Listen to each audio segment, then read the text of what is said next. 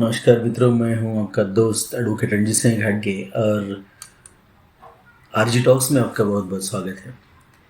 बहुत दिनों से काफ़ी 8-10 दिन से हम सुन रहे हैं हिडेनबर्ग के बारे में।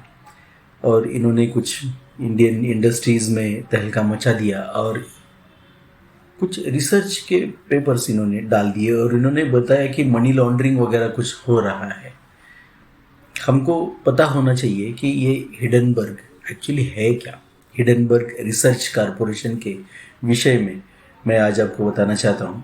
ये एक्चुअली एक एंडरसन नाम के जो इंडस्ट्रियलिस्ट है, इन्होंने 2017 में हाल ही में 5 साल पहले इसको ये कारपोरेशन को इन्होंने शुरू किया।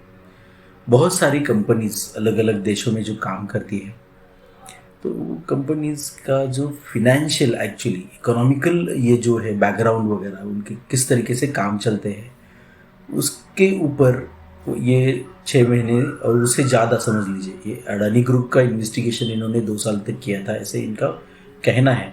तो 6 महीने से ज़्यादा ये अलग अलग ये इंडस्ट्रीज़ पे अपना रिसर्च करते हैं, उनके काम का तरीका देखते हैं और ये उनके काम के तरीके में जो भी कोई अगर हिंच वगैरह है वो उसको पब्लिकेशन उसका करते हैं, तो वो पेपर अपना एक सबमिट करते हैं। उसके बाद हमको समझना चाहिए कि ये सारी इंफॉर्मेशन ये पब्लिश करने के बाद उसका वो किस तरीके से एक विसल ब्लोअर के रूप में ये काम करते हुए दिखते तो है, लेकिन क्या एक्चुअली इनका यही काम है? क्योंकि ये रिसर्च पे तो बहुत सारा पैसा खर्च होता है और जो पैसा खर्च करते हैं that is an investment for them. अगर ये इन्वेस्टमेंट करते हैं तो ज़रूर इनका कोई ना कोई ऐसा मन में ये होगा कि ये प्रॉफिट इनका कुछ ना कुछ तो कमाएंगे। तो क्या तरीका है इनका ये करने का और ये क्यों कर रहे हैं, एक्चुअली बिजनेस क्या है इनका?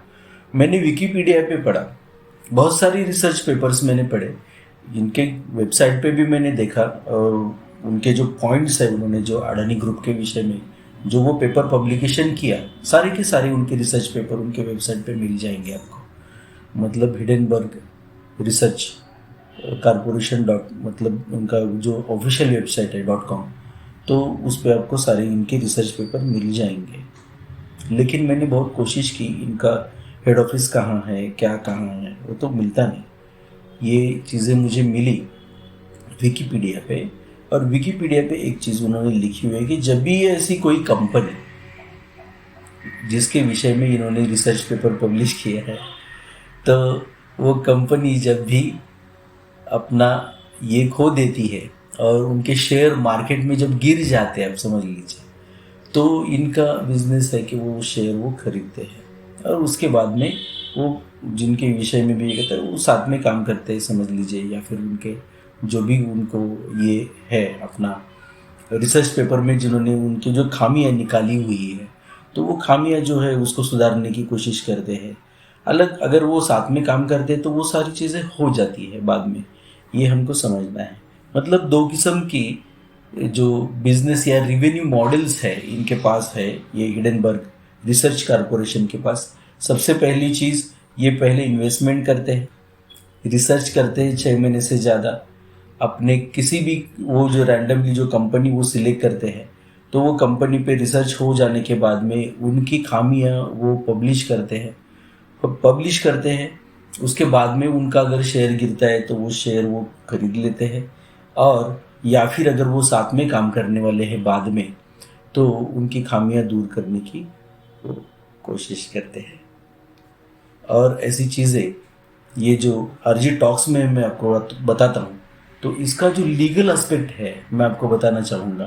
हमारे यहाँ भारत में और इंडिया, ये चीज़ जो है इसको जर्नलिज्म का ही रूप है। देखिए, विसल ब्लोअर जो है, वो विसल ब्लोअर जब भी कोई चीज़ उसको लेके आते हैं सामने, तो लोगों के सामने उसको रखने के बाद या फिर उससे पहले भी ये जुडिशरी का जो है वो सहारा लेते।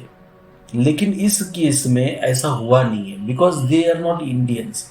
इन्होंने इंडिया के इंडस्ट्रियलिस्ट के बारे में और कहीं के इंडस्ट्रियलिस्ट के बारे में अगर कोई भी रिसर्च पेपर पब्लिश किया है, और उनको लगता है कि मनी लॉन्ड्रिंग वगैरह किसी भी इसमें इन्वॉल्व है, तो अचरज की बात यह है कि इन्होंने किसी भी गवर्नमेंट एजेंसी को ये रिसर्च पेपर नहीं भेजी कि इसमें कोई भी हिंच है, और अगर हम लोग इसको ये करने वाले हैं, इसको लोगों के सामने लाने वाले हैं, तो इस पर कोई कार्रवाई हो, इसके लिए इन्होंने कोई कोशिश की ऐसे लगता नहीं है, हुआ नहीं है वैसे।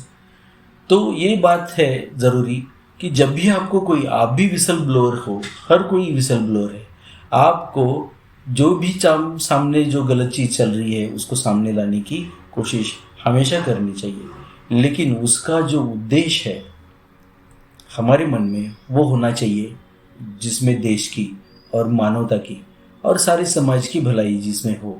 अगर ये आप किसी उसी तरीके के एजेंसी के सामने रखते हो तभी उसका इस्तेमाल होगा। This is for business purpose. आप अगर इसको अपना व्यवसाय बढ़ाने के लिए अगर करोगे तो आपके खुद के इसमें जो भी विचार है या फिर आपके जितने भी उद्देश्य है उसके विषय में लोगों के मन में आशंका तो ज़रूर होगी और आएगी, और आपकी विश्वासार्हता पे जो भी है उस पर प्रश्न लगेगा। ये आपको समझना चाहिए। कितने भी बड़े कारपोरेशन में आप काम कर रहे हो या किसी भी कारपोरेशन का आप हिस्सा हो या फिर आप खुद एक कारपोरेशन हो, ये इस तरीके का रिसर्च कर रहे हो और आप लोगों को मतलब उसको जागरूकता लोगों में लाना चाहते हो, तो आप उसी तरीके का आपका बिहेवियर भी होना चाहिए। लीगल एजेंसीज की मदद लेके आप ये सारी चीज़ें करें। आपको जो भी पता है वो लीगल एजेंसीज को बताए, ना कि उसको पब्लिक करके उसको और सामने वाले की अड़चने बढ़ाए और खुद की भी अड़चने बढ़ाए और उसमें से आप प्रॉफिट अपना कमाने की कोशिश करें। देखिए, इसमें ज़्यादा से ज़्यादा एक आध कारपोरेशन का भला होगा, सारे समाज का नहीं। बहुत बहुत धन्यवाद। आरजी टॉक्स में आप अपने जो भी जानकारी आपको चाहिए उसके विषय में आप प्रश्न पूछ सकते हैं। आप पूछते रहिए। अभी ये वीडियो भी लाइक करिए, कमेंट करिए, शेयर करिए, सब्सक्राइब करिए। मिलते रहेंगे दोस्तों। बहुत बहुत शुक्रिया, धन्यवाद।